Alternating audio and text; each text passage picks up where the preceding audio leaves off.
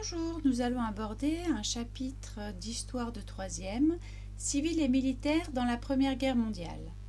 On peut se poser la question, comment les soldats et les civils sont-ils impliqués dans une guerre totale? Tout d'abord, la Grande Guerre mobilise les civils et les militaires.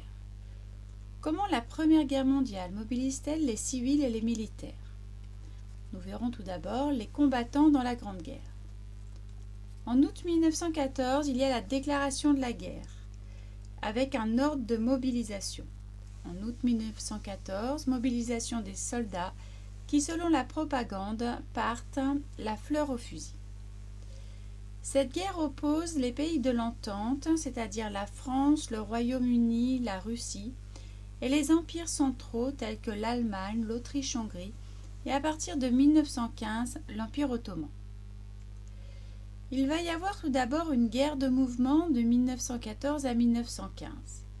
Une guerre de mouvement, c'est la priorité qui est donnée aux offensives. Mais la guerre s'enlise et elle devient une guerre de position. La guerre de position, c'est lorsque les adversaires défendent leur position dans des tranchées. Et elle dure de 1915 à 1918. Les conditions de vie des poilus dans les tranchées sont terribles. Ils vivent dans des lieux ravagés par les bombardements, submergés par la boue au milieu des rats et des poux, et luttent contre le froid. Les batailles sont longues et le front n'avance pas. La bataille de Verdun dure de février à décembre 1916 et la bataille de la Somme de juillet à novembre 1916. Toutes les tentatives pour percer le front se soldent par des échecs. En 1917, la lassitude des soldats gagne et des mutineries éclatent.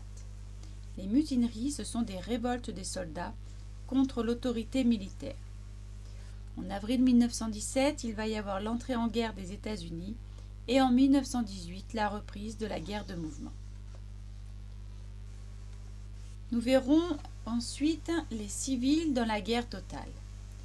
Les civils participent à l'effort de guerre.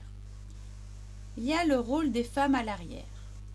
Les femmes assurent les travaux agricoles, mais aussi, elles travaillent dans les usines. On les appelle les munitionnettes pour les femmes qui travaillent dans les usines d'armement. Les civils payent aussi l'impôt pour financer la guerre. Les civils sont aussi sous la pression de la propagande.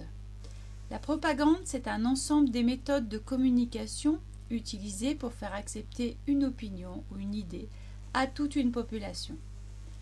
En fait, la propagande déforme la réalité pour maintenir le moral de l'arrière, comme avec le bourrage de crâne par la presse aux Savoyards. Mais il y a aussi la souffrance des civils. Les conditions de vie sont difficiles avec le rationnement, mais les civils meurent aussi dans les bombardements, et les civils dans les zones envahies subissent les viols, des mutilations, un travail forcé en Allemagne et la déportation en Allemagne.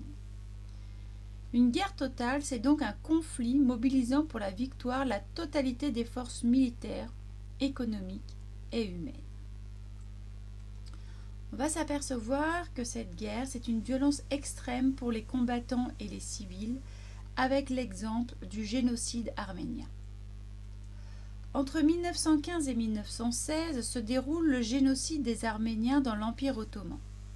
Les Arméniens sont une minorité chrétienne déjà victime de persécutions. Ils sont accusés de complicité avec l'ennemi russe. Plus d'1 million d'Arméniens sont déportés, internés dans des camps et exécutés. Un génocide, c'est une extermination intentionnelle et systématique de tout un peuple. Nous verrons ensuite une Europe transformée et déstabilisée. Mais comment la Grande Guerre fragilise-t-elle l'Europe? L'Europe sort affaiblie de ce conflit mondial. Il y a un lourd bilan de cette Première Guerre mondiale.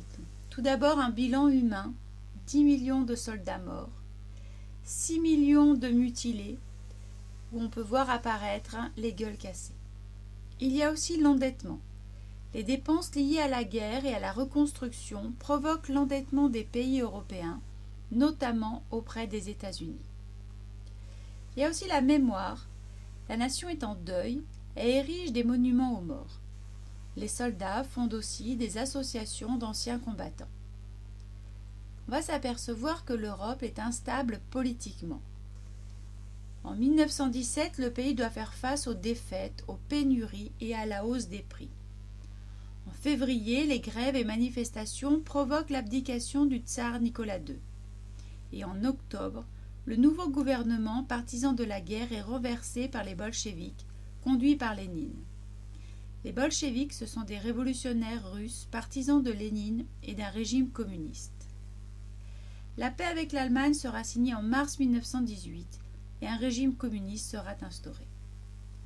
Les partisans de la monarchie et les paysans hostiles aux réquisitions des terres s'opposent au régime. Il va y avoir une guerre civile et celle-ci sera gagnée par les bolcheviks qui instaurent une dictature avec un parti unique et une police politique. Voilà, ce premier chapitre d'Histoire en troisième est terminé. À très bientôt.